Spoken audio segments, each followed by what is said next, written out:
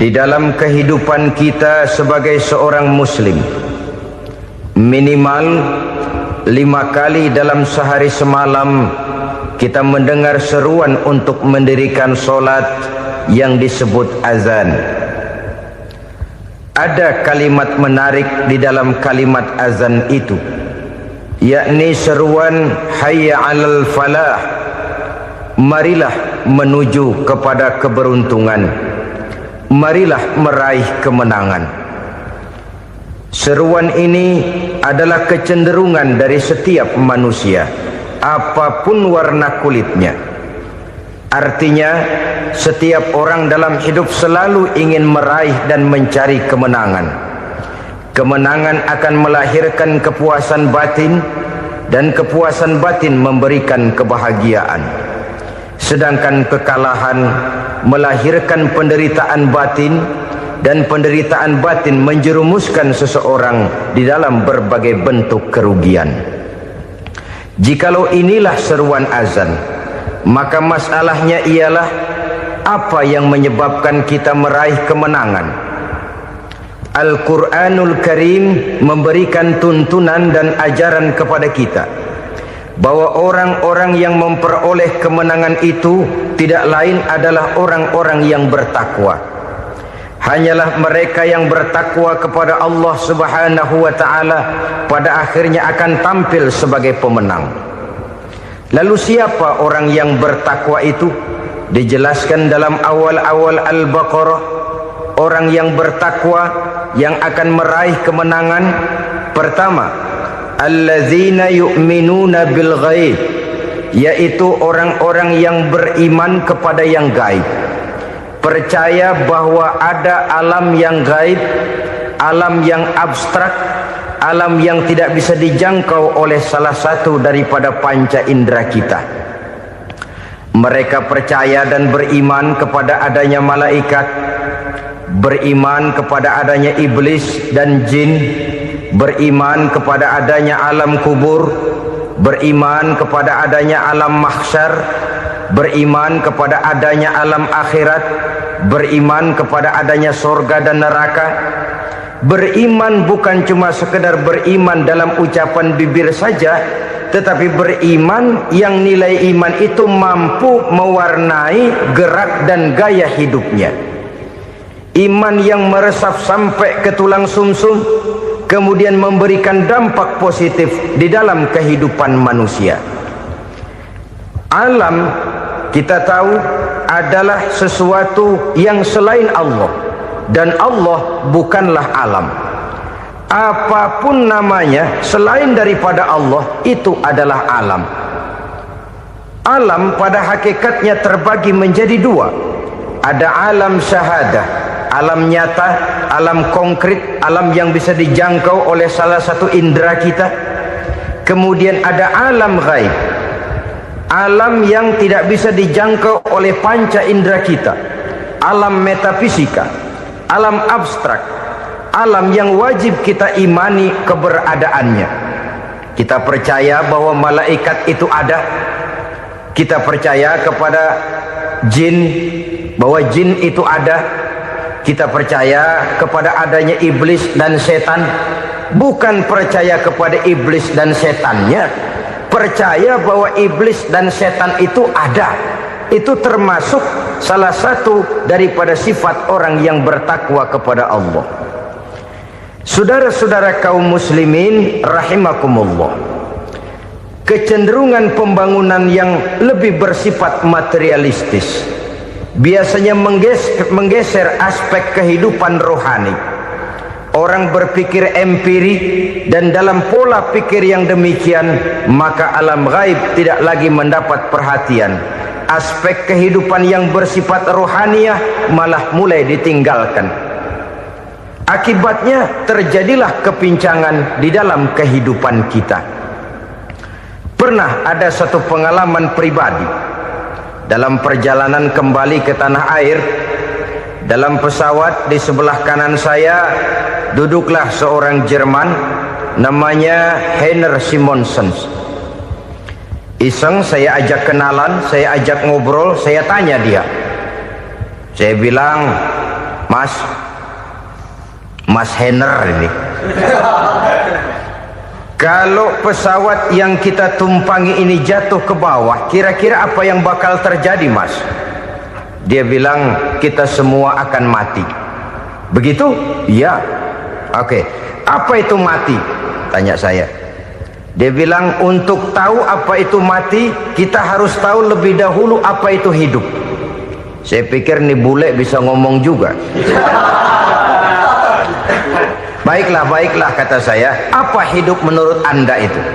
Oh, hidup itu dia bilang, kalau seluruh anggota badan kita bekerja secara normal, paru-paru memompa darah secara normal, jantung berdetak secara normal, sel-sel tubuh bekerja secara fit, dan organisme tubuh hanya mau bekerja secara normal, dia bilang, kalau kita memberi makan yang cukup, menu yang teratur, dan gizi yang lengkap. Saya bilang, kesimpulannya apa, Ner? Dia jawab, hidup adalah dari tangan ke mulut. Life is from the hand to the mouth, kata dia. Hidup adalah dari tangan ke mulut. Jadi masalah hidup tidak lebih daripada masalah isi perut. Orang pergi pagi, pulang sore, peras keringat, banting tulang, perut yang dibelain. Saya bilang, you are wrong. Sampean salah, Ner. Kamu orang Islam bukan? Bukan. Pantas. Kenapa saya salah? Dia bilang, ya jelas salah. Salahnya di mana? Kamu ini manusia. Kalau hidup cuma dari tangan ke mulut, saya bilang, kambing di kampung saya juga begitu pikirannya, Ner. Itu kambing di kampung saya, asal perutnya kenyang, sudah hidup dia. Perkara besok bagaimana, lusa prospeknya macam mana, bulan depan ada apa, kambing nggak pernah mikir. Di kampung saya kambing juga pikirannya begitu. Kamu Kristen ya? Tadinya. Loh kok tadinya, lalu apa sekarang kamu ini? Dia bilang, sekarang saya netral. Saya tidak beragama, tapi saya percaya kepada Tuhan sebagai pencipta alam. Saya ingat benar dia bilang, I haven't any religious, but I believe to God as the creator of the world. Kenapa bisa netral begitu, Ner? Habis saya bingung katanya. Islam bilang Islam baik, Kristen bilang Kristen baik, Hindu Buddha bilang Hindu Buddha baik, semua agama baik. Saya netral sekalian, nggak beragama. Yang penting saya percaya kepada Tuhan. Saya bilang, Ner, kamu ini kayak orang mau beli celana, lalu bingung. Yang satu bilang Levi's bagus, yang satu bilang Blue Jean hebat, yang satu bilang Wool England hebat. Celana ini hebat, celana itu bagus, celana ini hebat, semua celana bagus, kamu bingung. Akhirnya netral, tidak pakai celana. Itu juga salah. Saya pikir-pikir, kemudian saya melihat bahwa dua pola berpikir Henner ini nampaknya sudah mulai menggejala di lingkungan masyarakat bangsa kita. Disadari atau tidak, secara jujur kita harus berkata, dua pola pemikiran Henner ini mulai berkembang di tengah masyarakat bangsa kita. Pertama, pola pikir materialisme. Hidup adalah dari tangan ke mulut. Masalah hidup tidak lebih masalah isi perut. Itu yang perlu dibela, dan disitulah arti kehidupan. Pergi pagi, pulang sore, peras keringat, banting tulang untuk mempertahankan perut. Kalau sudah kemari cara orang berpikir, maka buat apa percaya kepada yang gaib?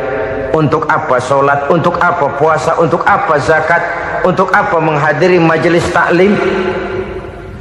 Tanpa kepercayaan kepada yang gaib, hidup berjalan menurut alur empiris dan materialis. Kalau sudah ke sana cara orang berpikir, biasanya orang lalu cenderung menghalalkan segala cara.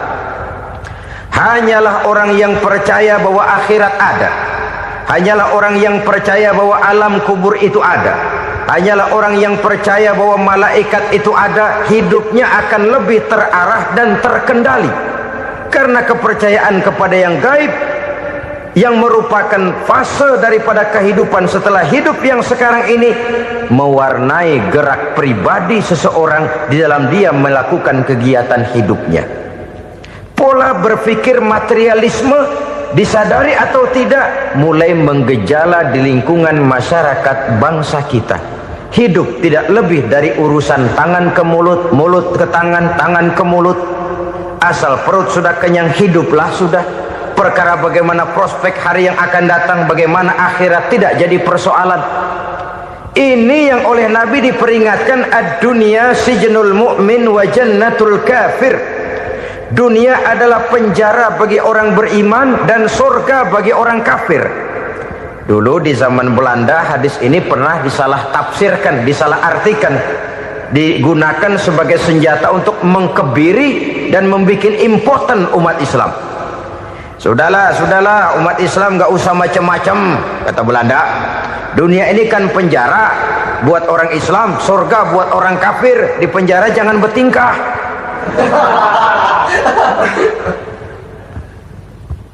Pengertiannya tidak begitu. Dunia adalah penjara bagi orang mukmin. Artinya dalam kehidupan dunia seorang mukmin tidak bebas memperturutkan hawa nafsunya. Di penjara hawa nafsunya itu. Sebaliknya surga bagi orang-orang kafir. Buat orang kafir surgalah dunia ini. Mereka bebas memperturutkan hawa nafsunya, dilarang tidak terlarang, dicegah pun tidak tercegah. Mereka hidup menurut alur bisikan nafsu mereka sendiri. Kemudian bila ajal datang, maut merenggut nyawa, selesailah surganya sampai di situ. Maka bagi orang-orang yang tidak percaya kepada adanya akhirat, kepada adanya alam gaib, surganya sebatas umurnya. Sekali lagi, surganya sebatas umurnya. Bila umur selesai, ajal pun datang merenggut nyawa, selesailah sudah surganya sampai di situ. Alangkah pendeknya perjalanan orang-orang yang tidak percaya kepada alam gaib ini. Bagi kita mukmin, jikalau kita mampu memenjarakan hawa nafsu, kita bisa bahagia di dunia ini. Dan Islam memang tidak menyuruh kita sengsara di dunia. Raih dunia, kejar dunia, gapai dunia sebagai alat untuk mencapai kebahagiaan di akhirat nanti. Hidup adalah satu perjalanan panjang yang terbentang sejak kita terlahir dari alam rahim sampai kepada alam akhirat nanti. Andai kata kita gagal meraih kebahagiaan di dunia, toh kita masih punya akhirat. Tapi jangan jadi dalil yang melemahkan semangat. Biarin dah kita di dunia kebelangsak, yang penting akhirat. Akhirnya dunia benar-benar kebelangsak.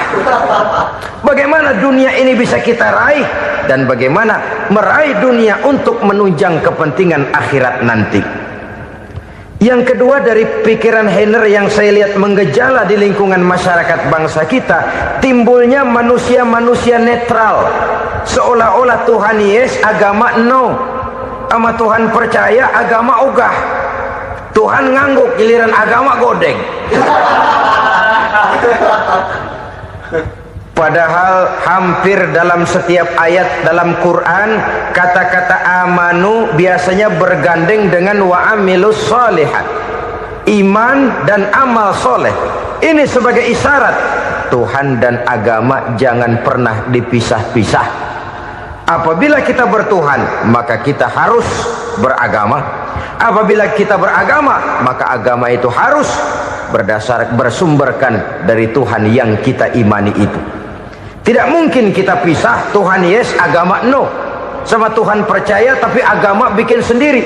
Sembayangnya cukup bengong 2 jam madep mulon.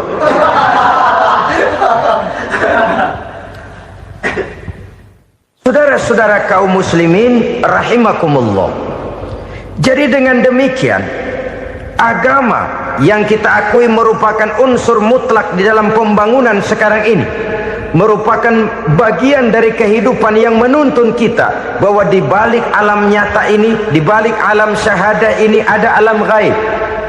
Dan mudabbir, murabbi, yang mengatur, yang menguasai, yang memelihara baik dia alam nyata, baik dia alam gaib, tidak lain adalah Allah Subhanahu wa ta'ala. Di sana ada satu super power, satu maha kekuatan yang kita perlu bersandar kepadanya. Sebagai makhluk nyata yang hidup di alam nyata, berbuatlah secara nyata sebagaimana harusnya kita berbuat. Karena Islam jelas bukan agamanya orang pemalas.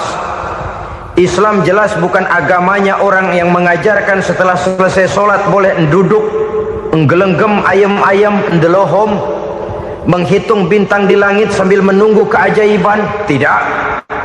Islam adalah agama yang mengajarkan apabila sholat sudah selesai kamu kerjakan, bertebaranlah di permukaan bumi, cari karunia Tuhanmu. Jangan hidup berpangku tangan menunggu keajaiban. Karena hidup bukan undian. Jangan berharap untung besar tanpa mau peras keringat. Tapi di sebalik itu toh kita juga harus yakin bahwa di sisi usaha nyata yang kita lakukan ada satu super power, satu maha kekuatan gaib yang menentukan berhasil dan tidaknya usaha kita. Kepercayaan kepada hal semacam inilah yang mendorong kita untuk mempunyai sandaran vertikal, agar jikalau usaha ini berhasil kita tidak lupa diri dan lupa daratan. Jikalau usaha ini gagal kita tidak putus asa dan buruk sangka, tidak cupik pandangan dan sempit hati, tapi mampu melihat persoalan dengan kacamata putih sambil husnuzon kepada Allah Subhanahu wa ta'ala. Kita percaya malaikat itu ada yang namanya Raqib dan Atid, mengawasi gerak hidup kita sampai kepada gerak hati kita. Ini memberikan sugesti agar kita berhati-hati, tidak sejengkal tanah pun kita bisa berlindung dari pengawasan Raqib dan Atid. Ada Munkar Nakir yang akan menyoal kita di alam kubur. Ada malaikat Malik penjaga neraka, ada malaikat Ridwan yang menjaga surga. Kita percaya kepada adanya jin, kita percaya kepada adanya setan, iblis. Percaya kepada adanya, bukan mempercayai si setan, si iblis lalu menjadikannya sebagai teman. Tidak. Percaya bahwa mereka itu ada dan merupakan makhluk Allah yang gaib yang diciptakan Allah Azza wa Jalla. Kepercayaan kepada alam gaib memberikan motivasi terhadap gerak lahir manusia, sehingga dengan motivasi kepercayaan kepada yang gaib, gerak lahir jadi lebih terarah, jadi lebih terpelihara. Pernah seseorang bertanya, "Pak, apakah adanya akhirat bisa dibuktikan secara ilmiah?" Saya bilang tidak bisa, tidak bisa. Kenapa? Karena yang berangkat nggak pernah pulang kembali lagi. Kalau dia pulang kemari bisa kita tanya bagaimana enak di sono. Cuma secara moral saya katakan, lebih beruntung orang yang percaya kepada akhirat daripada yang tidak. Sekarang saudara percaya akhirat ada, lalu saudara baik-baik di dunia, sholat, puasa, zakat, menolong orang lain, menebarkan kebajikan. Saudara mati, andai kata akhirat tidak ada, toh dalam hidup saudara sudah berbuat baik. Paling tidak nama saudara akan dikenang sebagai orang baik. Sebaliknya, saudara percaya, kata saya, bahwa akhirat tidak ada, lalu hidup semau-maunya, tenggelam dalam maksiat dan munkarat, menentang Allah, tidak mau ruku dan sujud. Lalu saudara mati, kemudian akhirat ada, ayo mau apa? Bekal tidak punya. Jadi secara moral lebih beruntung orang yang percaya kepada adanya akhirat daripada yang tidak percaya. Dan itu alam gaib yang tidak bisa dibuktikan secara eksat. Jangankan untuk membuktikan seperti itu, dalam kehidupan sehari-hari saja yang kita rasakan tidak selalu berbentuk toh. Angin, bagaimana sih bentuknya angin? Kita tidak tahu. Merah, buktinya kalau dikerok merah. Yang merah itu kulit, yang kulit kita bukan anginnya. Sakit, rasa sakit itu ada, tapi bagaimana bentuk sakit kita nggak pernah tahu. Kalau kita makan cabai pedas, bagaimana bentuk pedas itu tidak ada, tapi rasa ada. Bentuk pedas hijau, cabenya bukan pedasnya. Tidak semua yang kita rasakan bisa kita gambarkan dalam bentuk yang konkret. Oleh karena itu, sekali lagi bahwa kepercayaan kepada alam yang gaib mampu memberikan satu sugesti yang menata kehidupan seseorang lebih lurus, lebih terarah, dan lebih terkendali. Maka wajar kalau kepercayaan kepada yang gaib mengantarkan seseorang untuk meraih kemenangan. Kenapa? Dia percaya kepada yang gaib, bahwa akhirat ada, bahwa alam kubur ada, bahwa pertanggungan jawab itu ada. Maka dia lalu tidak hidup saenae udele dewe, itu loh. Tidak hidup menurut seleranya sendiri, terarah, teratur. Ini cirinya yang pertama. Orang bertakwa yang akan meraih kemenangan, mereka beriman, mereka percaya kepada yang gaib. Bahkan hal-hal konkret saja selalu berangkat dari yang gaib. Saudara-saudara, para remaja, para pemuda sekarang ini tidak pernah tahu toh siapa yang akan jadi teman hidup saudara. Kita bisa saja ngerancang, mentargetkan, tapi toh akhirnya yang namanya jodoh bukan kekuasaan kita. Rezeki di luar kemampuan kita. Begitu juga ajal. Maut, jodoh, ajal adalah contoh-contoh konkret bahwa pada akhirnya yang gaiblah yang menentukan. Bertahun-tahun ngelancong, emang jodoh seret, nggak jadi.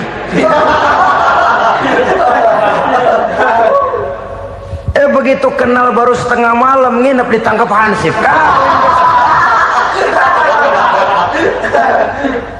Hal-hal semacam itu kadang-kadang kita berpikir suuzon, gilet, perempuannya cakep banget, lakinya rebek amat.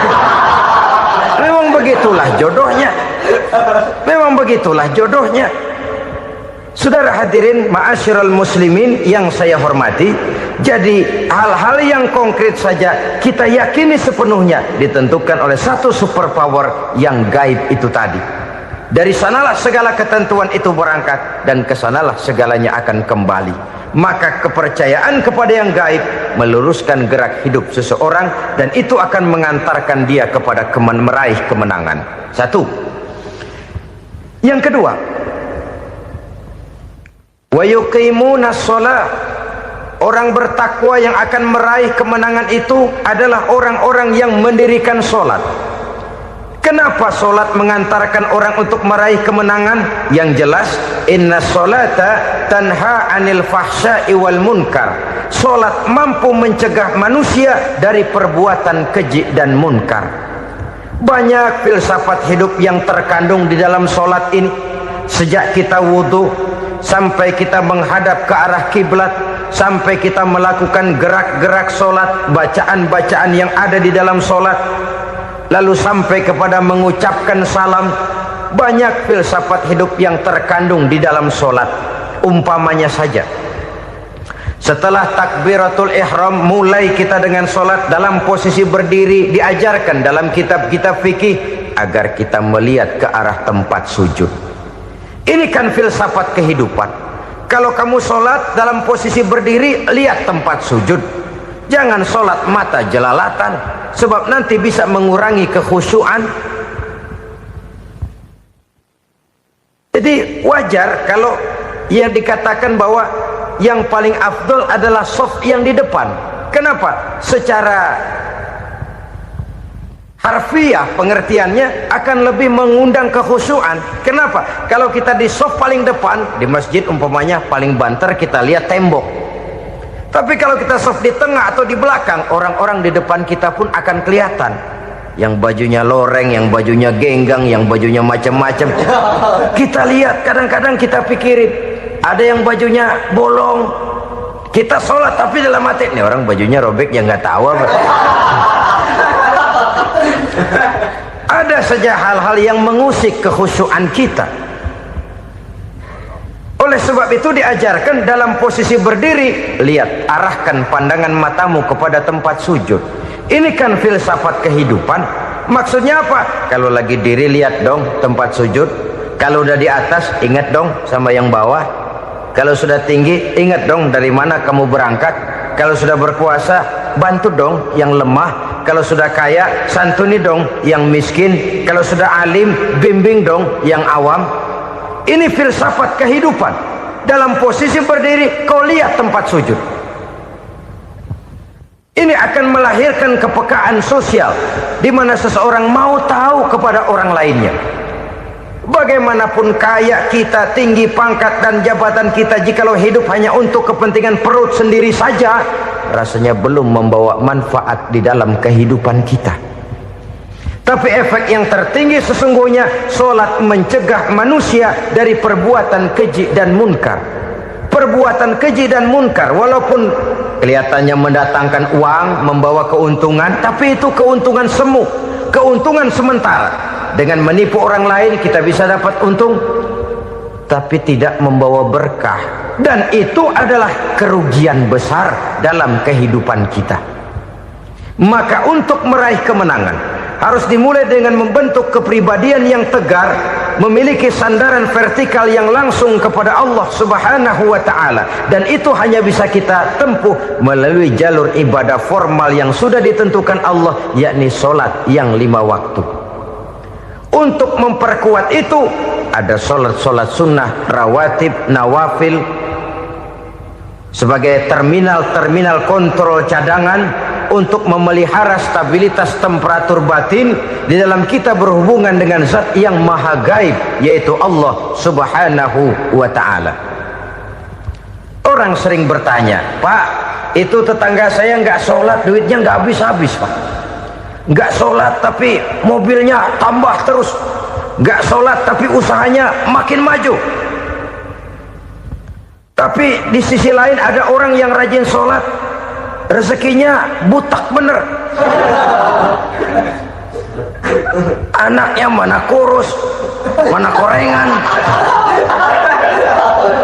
Saudara hadirin ma'asyiral muslimin rahimakumullah, harus saya katakan bahwa solat memang bukan untuk cari duit. Solat adalah sandaran vertikal kita kepada Allah. Sedangkan soal rezeki itu berkaitan dengan sifat Allah maha pengasih dan maha penyayang. Allah maha pengasih, siapapun dikasih kalau mau usaha. Allah maha penyayang, tidak semua orang disayang oleh Allah Azza wa Jalla. Dan belum tentu banyak harta itu merupakan nikmat. Mungkin juga istidraj. Artinya istidraj itu dikasih tapi diambulin, kalau bahasa Betawinya itu. Dikasih tapi diambulin, itu bukan merupakan nikmat sesungguhnya, lebih merupakan azab dari Allah Subhanahu wa ta'ala.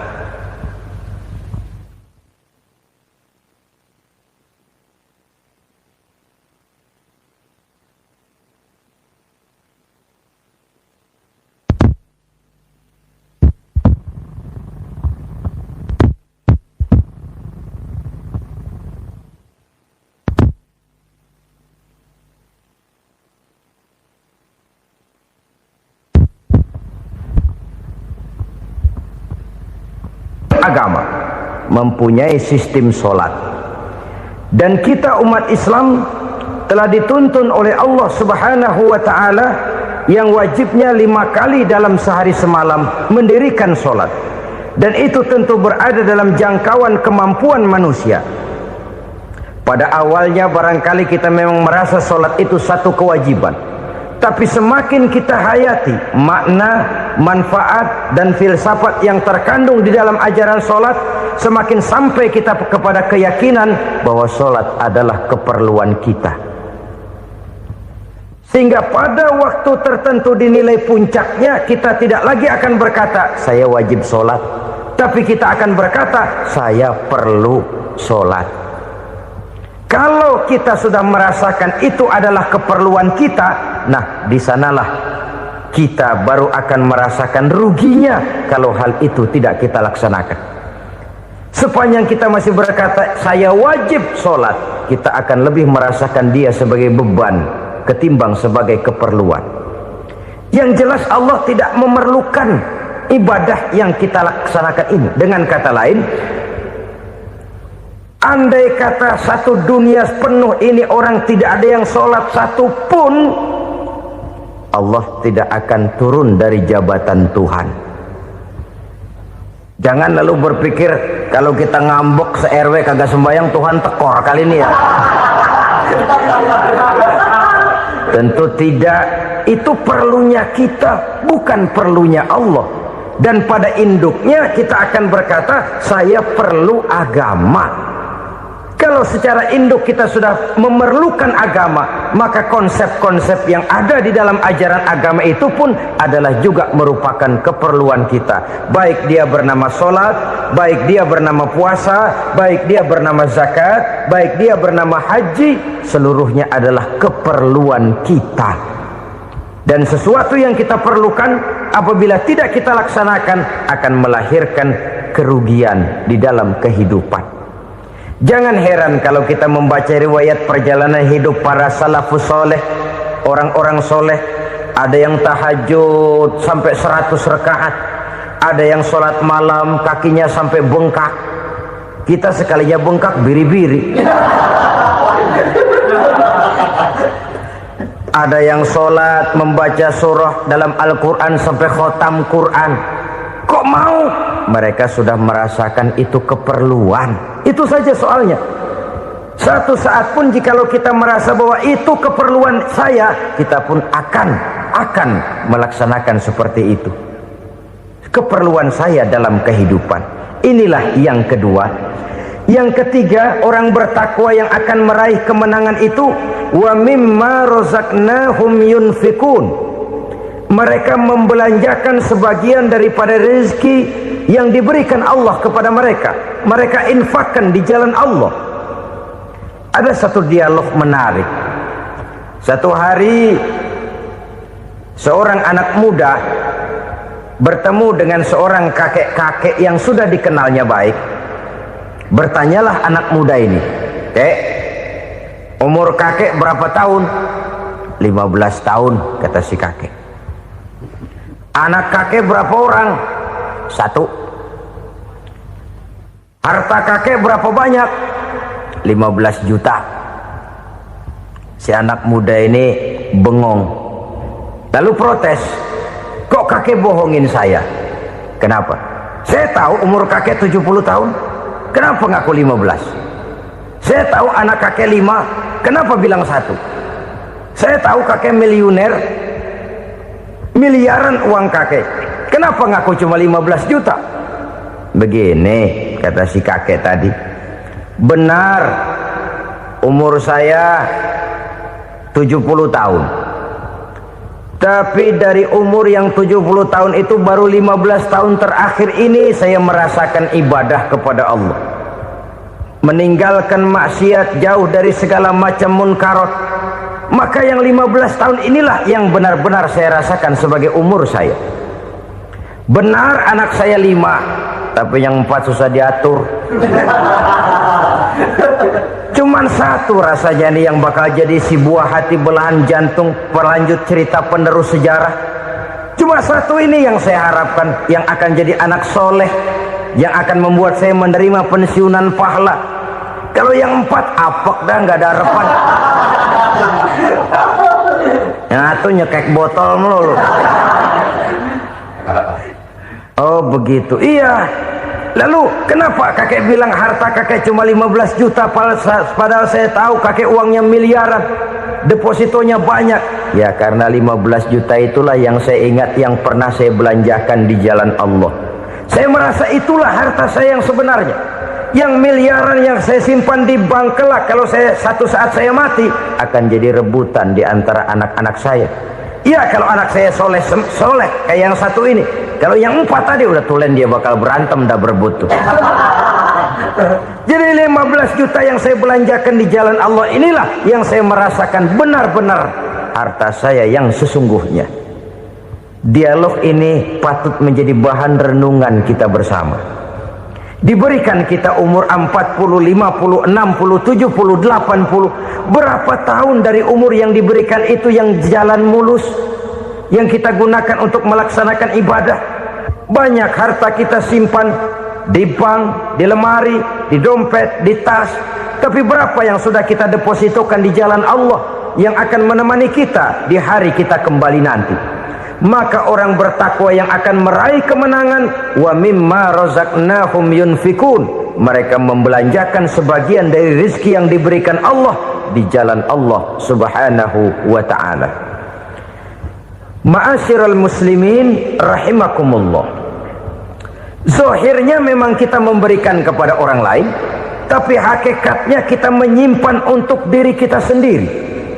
Kita memberikan kepada yatim piatu 25.000, zahirnya kita memberikan si yatim, hakikatnya kan kita cuma nyimpan. Saya berikan, titip kepadamu, ini untuk saya di akhirat. Kau boleh belikan baju, kau boleh belikan untukmu makan, kau boleh bayarkan sekolahmu, ini untuk saya. Hakikatnya kita nyumbang masjid 1 juta, zahirnya kita berikan kepada panitia masjid, tapi hakikatnya kan cuma titip 1 juta ya, untuk saya di alam kubur nanti. Silahkan kau boleh belikan semen, ini uang, belikan besi, belikan pasir, saya cuma sekedar titip untuk kepentingan saya. Hakikatnya kita cuma sekedar menitip. Sebagaimanapun pada hakikatnya, apapun yang kita miliki dalam kehidupan kan cuma sekedar hak guna pakai, bukan hak milik mutlak. Harta kita, rumah kita, kendaraan kita, kebun kita, pabrik kita, hak guna pakai saja. Hak milik mutlak cuma untuk Allah subhanahu wa ta'ala. Saudara-saudara kaum muslimin rahimakumullah, ini yang ketiga. Kemudian yang keempat, orang-orang bertakwa yang akan meraih kemenangan, allazina yu'minuna bima unzila ilaika, mereka yang beriman, mereka yang percaya kepada apa yang telah diturunkan kepadamu Muhammad, ay Al-Quran, yakni Al-Quranul Karim. Setelah percaya kepada yang gaib, mendirikan solat, kemudian menginfakkan sebagian dari rezeki yang diberikan Allah, mereka juga lalu percaya kepada yang diturunkan terhadap Nabi, yaitu tidak lain Al-Quranul Karim. Sekali lagi di sini, percaya bukan hanya sekedar percaya saja, tetapi percaya lalu menjadikan Al-Quran itu sebagai pedoman hidup. Sebab memang Al-Quran itu adalah GBHM, garis-garis besar haluan muslim. Apa yang harus kita lakukan, apa yang harus tidak kita lakukan, bagaimana mestinya kita bertingkah laku dan berbuat, seluruhnya tercantum di dalam Al-Quranul Karim. Itu sebabnya ketika satu hari Aisyah ditanya bagaimana akhlak Rasul, beliau menjawab, kana Rasulullah sallallahu alaihi wasallam khuluquhul Quran. Akhlak daripada Rasulullah tidak lain adalah Al-Quran. Jawaban simpel ini memberikan gambaran bahwa keseluruhan daripada konsepsi Quran sudah diterjemahkan dalam kehidupan Rasulullah sallallahu alaihi wasallam. Karena kita tahu akhlak adalah keseluruhan dari gerak hidup manusia. Sejak ia berpribadi, berumah tangga, bertetangga, bermasyarakat, sampai kepada berbangsa dan bernegara, Al-Quran tetap memberikan sentuhan nilainya. Oleh karenanya, orang-orang yang bertakwa adalah orang-orang yang menjadikan Al-Quran sebagai pedoman dalam kehidupannya. Dan kita yakini Al-Quran diturunkan kepada Nabi Muhammad bukan merupakan produk Nabi Muhammad. Isi dan redaksinya langsung dari Allah subhanahu wa ta'ala. Kemudian cirinya yang kelima, orang bertakwa yang akan meraih kemenangan itu, wa ma unzila min qablika, tidak hanya sekedar percaya kepada yang diturunkan terhadap Nabi Muhammad yaitu Al-Quran, mereka juga percaya kepada apa yang pernah diturunkan kepada para nabi, kepada para rasul sebelum Nabi Muhammad. Percaya kepada adanya suhuf, percaya kepada adanya Taurat, percaya kepada adanya Injil, percaya bahwa Allah dahulunya sudah menurunkan Taurat kepada Musa, percaya bahwa Allah sudah menurunkan Injil kepada Isa, percaya Injil ada, Taurat ada, diturunkan Allah untuk Isa dan Musa, tetapi tidak wajib mengamalkannya karena kita sudah diberikan Al-Quranul Karim. Ini yang perlu saya garis bawahi. Kita percaya Allah telah menurunkan Injil dahulu kepada Isa. Kita percaya bahwa Allah telah menurunkan Taurat dahulunya kepada Nabi Musa. Kadang-kadang ini dijadikan dalih, dikacaukan pengertiannya. Quran saja mengajarkan bahwa orang yang bertakwa harus percaya kepada Injil, maka pakailah Injil. Apalagi kalau ayat sebelumnya ditilap, dihapus, dihilangkan, Injilnya yang ditekankan, maka akan terjadilah penekanan yang salah arah. Karena salah arah akhirnya bisa merusak dan menghancurkan akidah. Ketika Rasul suatu saat pernah ditanya orang, "Ya Rasul, bagaimana sikap kita sebagai muslim terhadap Injil yang ada sekarang?" Beliau menjawab, "La tukadzibuhu jami'an wa la tusaddiquhu jami'an." Jangan didustakan seluruhnya, jangan juga dibenarkan semuanya. Artinya, ini sudah merupakan gambaran dari Rasul bahwa dalam Injil yang ada sekarang masih ada ajaran-ajaran tauhid yang dibawa oleh Nabi Isa dan diajarkan kepada umatnya. Tapi juga dalam Injil yang sekarang ini sudah terkena intervensi dan investasi manusiawi. Karena itu Rasul menyimpulkan, la tukadzibuhu jami'an wa la tusaddiquhu jami'an. Jangan didustakan semua, jangan dibenarkan seluruhnya. Kita memang percaya Allah telah menurunkan Injil kepada Nabi Isa dulu, tapi kita tidak wajib mengamalkan Injil. Kita percaya Allah telah menurunkan Taurat kepada Nabi Musa, tapi kita tidak wajib mengamalkan kitab ajaran Taurat. Yang wajib kita percayai dan kita amalkan hanyalah Al-Quranul Karim. Kenapa? Oleh karena baik yang ada di dalam Taurat, baik yang ada di dalam Injil, tentu tercakup di dalam Al-Quran sebagai kitab terakhir yang diturunkan oleh Allah Subhanahu wa Ta'ala. Dan itu wajar. Kalau seorang pejabat mau mengeluarkan satu keputusan baru, tentu dia harus meninjau keputusan-keputusan lama. Andai kata dianggap tidak berlaku, dianggap tidak relevan lagi, maka keputusan-keputusan lama itu tentu sudah dianggap tidak berlaku.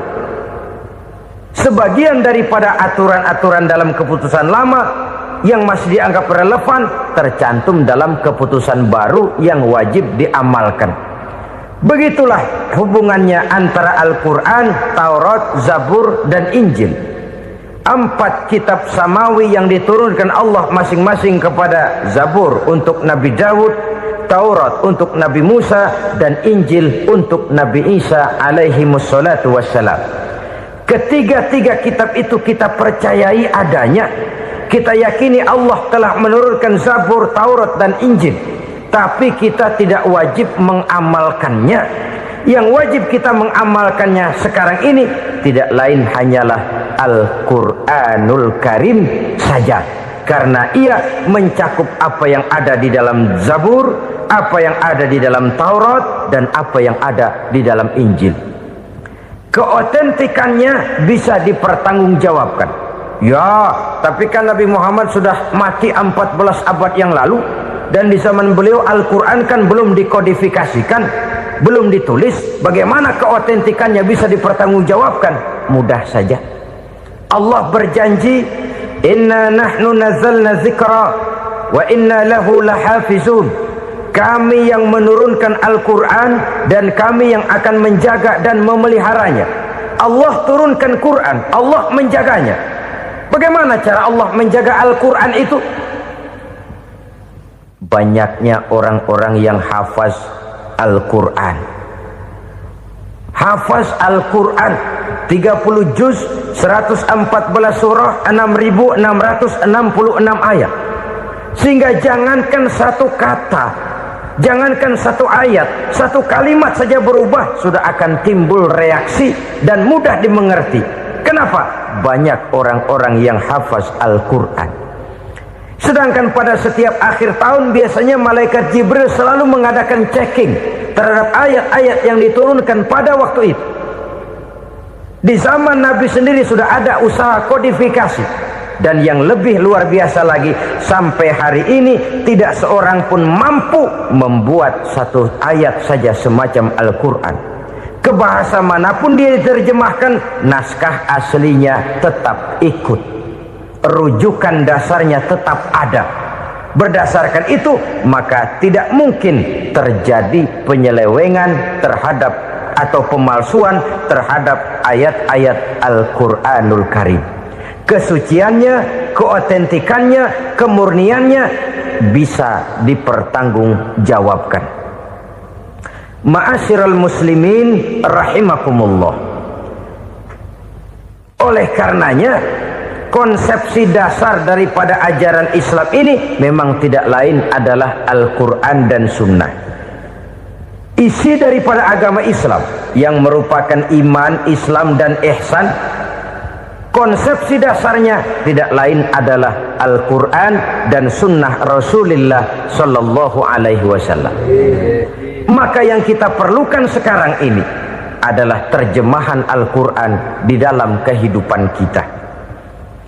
Dengan demikian, maka gaya kehidupan yang lebih Qurani itulah yang kita dambakan.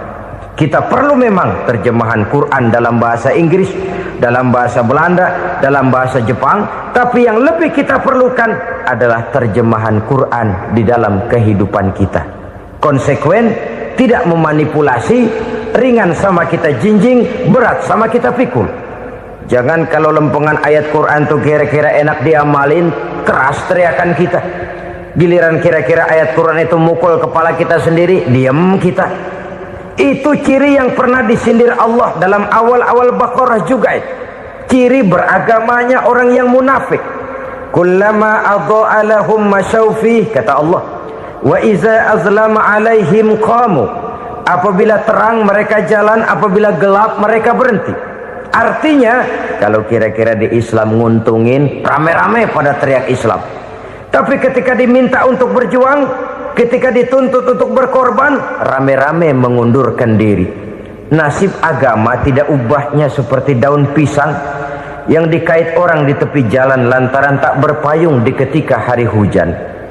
Manakala hujan usailah sudah, daun itu pun dicampakkan di tepi jalan, diinjak pula orang nan lalu. Artinya, orang menjadikan agama cuma sebagai lipstick, decoration only, tidak konsekuen. Hanya pada saat-saat kelihatannya Islam membawa keuntungan, rame-rame orang teriak-teriak tentang Islam. Tapi jikalau diminta berjuang, jikalau dituntut untuk berkorban, biasanya rame-rame juga mengundurkan diri. Jangan heran kalau mayoritas hitungan kita, tapi minoritas peranan kita. Kuantitas kita dalam jumlah, tapi dalam kualitas kita lebih sering jadi penonton daripada jadi pemain. Padahal itu sangat tidak boleh terjadi. Umat Islam di Indonesia harus bangkit. Umat Islam di Indonesia harus sadar akan keberadaannya. Tidak boleh hanya jadi penonton berpangku tangan. Karena memang agama kita juga mengajarkan untuk konsekuen di dalam menjabarkan ajaran-ajaran daripada agama kita. Kita sering jatuh menjadi umat yang lemah oleh karena kita ini tidak pandai menggalang kebersamaan yang diakibatkan tidak konsekuennya kita. Diistilahkan bahwa umat Islam di dalam menggalang kebersamaannya itu harus seperti orang main sepak bola. Saudara-saudara kan tahu orang main sepak bola itu. Orang main sepak bola, kalau pertandingan belum dimulai sih silakan saja kumpul di luar lapangan, atur strategi yang baik. Tapi kalau pertandingan sudah dimulai, turun ke lapangan hijau, jangan kumpul terus. Ada sepak bola gotong royong, mundur-mundur rame-rame, depan ke depan kumpul melulu mainnya. Kalah. Orang main sepak bola itu ya harus ada penyerang tengah, harus ada penjaga gawang, harus ada strikernya, harus ada kiri luarnya, kanan dalamnya yang jadi backnya. Posisi boleh bermacam-macam, tapi yang penting saling ngoper untuk menggolkan gawang lawan. Begitulah umat Islam ini. Boleh ada yang jadi pejabat, boleh ada yang jadi pengusaha, boleh ada yang jadi petani, silakan ada yang jadi seniman, ada yang jadi penyair, ada yang jadi artis sekalipun. Tapi kalau sudah berhasil menguasai bola, jangan lupa operannya. Operan itu yang langka. Kita ini muslim kadang-kadang kalau sudah memegang menguasai bola, kalau belum mau mampus, belum mau ngoper. Nanti kalau sudah nggak punya bola, baru mau ngoper. Kalau sudah dengar-dengar mau dekat pensiun, baru mau jihad, baru mau berjuang, baru mau ngurus pesantren. Tanda tangan sudah tidak laku, memo sudah tidak dihargai, baru mau berjuang. Kemarin kemana, Mas? Kita tidak pandai memanfaatkan posisi. Dengan kata lain, kalau kembali kepada persoalan kita, konsekuensi kita terhadap agama yang kita anut ini belum ideal. Kita masih lebih sering berislam ini pada saat-saat yang menurut perhitungan kita membawa keuntungan. Tapi kalau diminta berjuang, dituntut berkorban, yang itu pun hakikatnya adalah untuk kepentingan kita juga.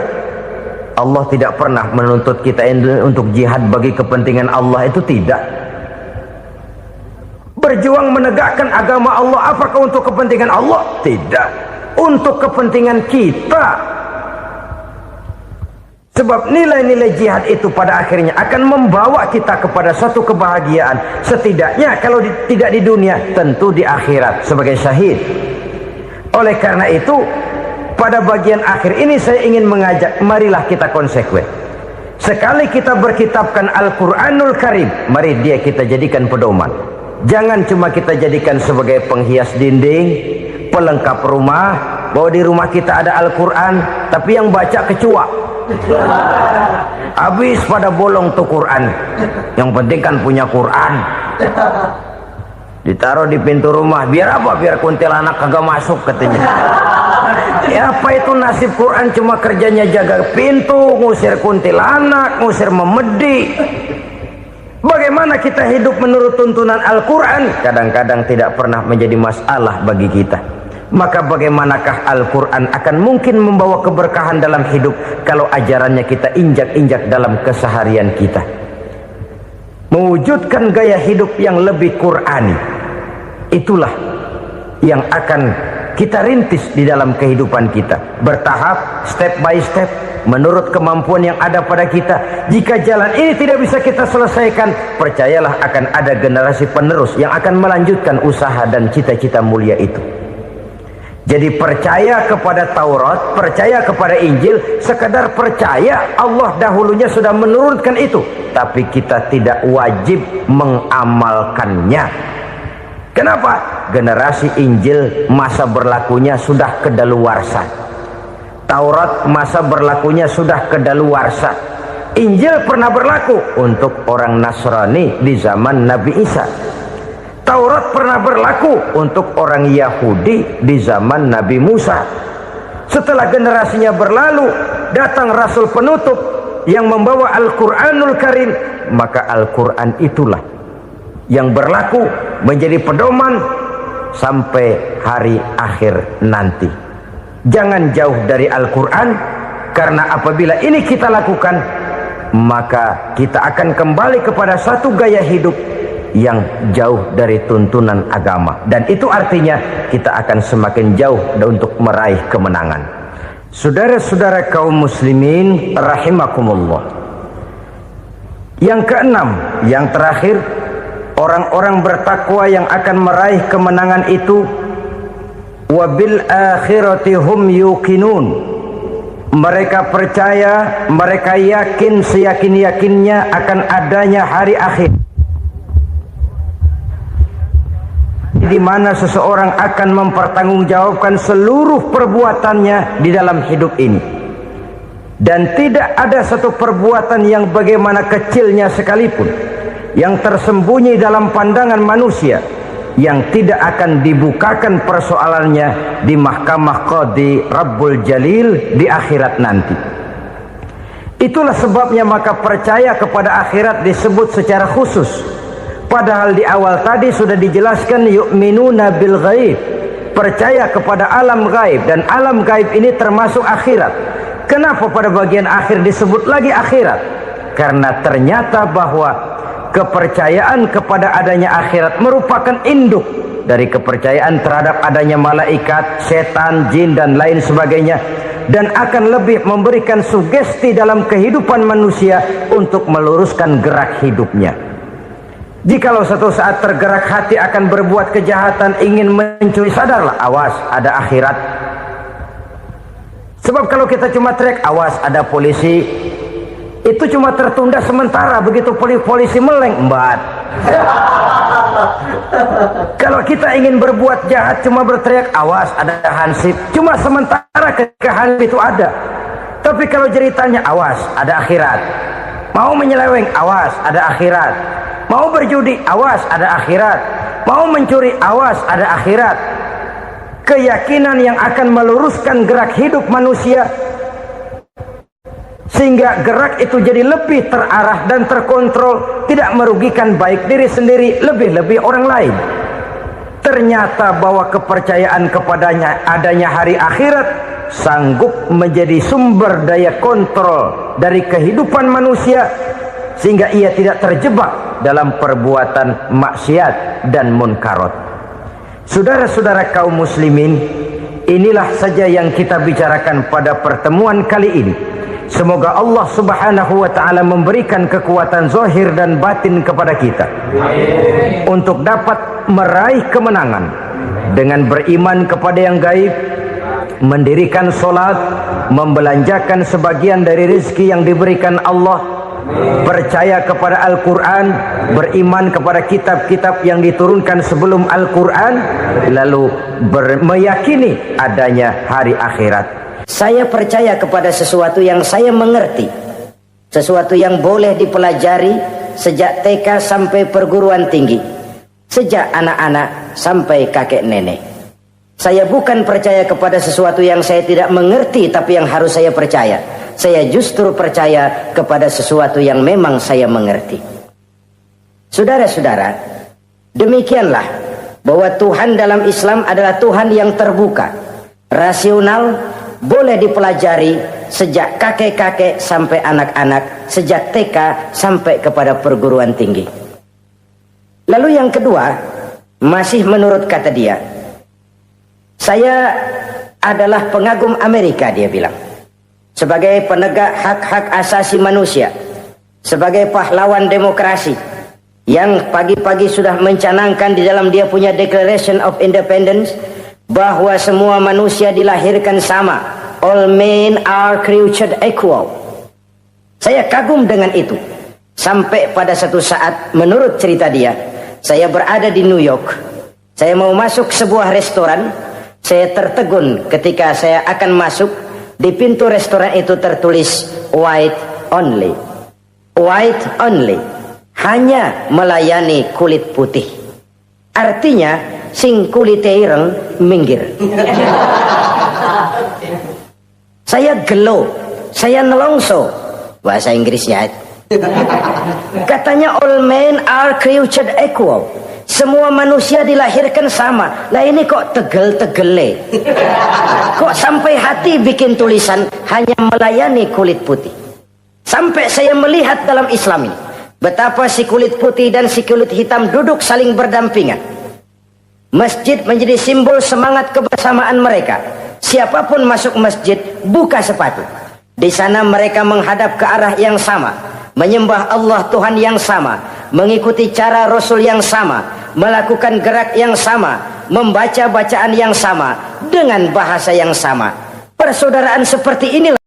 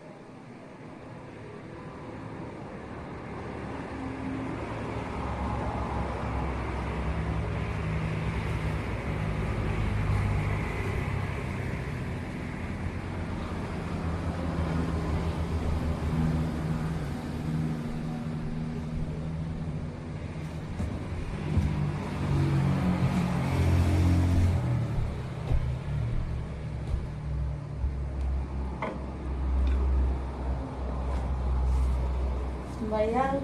Tidak. Ini sebelum berbicara. Bulan bulan puasa pembohong pandang. Ini ngapain terus ke bawah?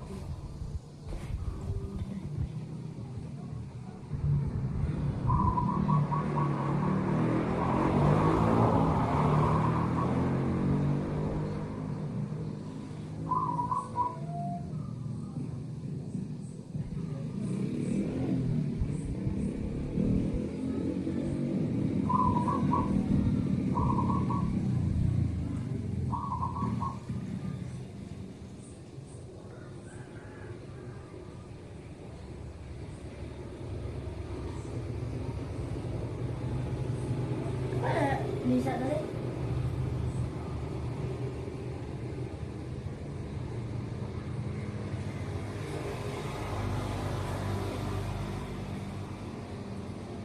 Cici ya? Hah? Cici? Oh.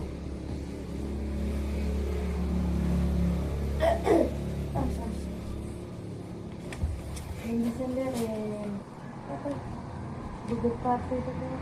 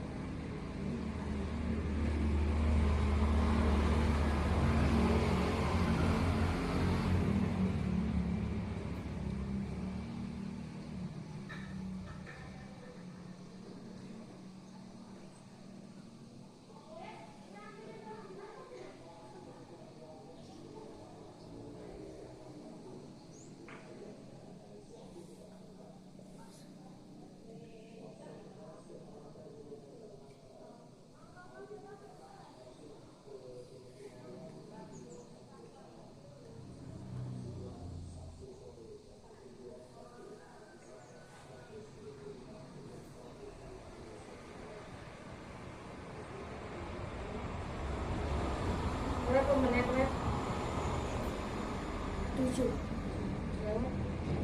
lewat 34.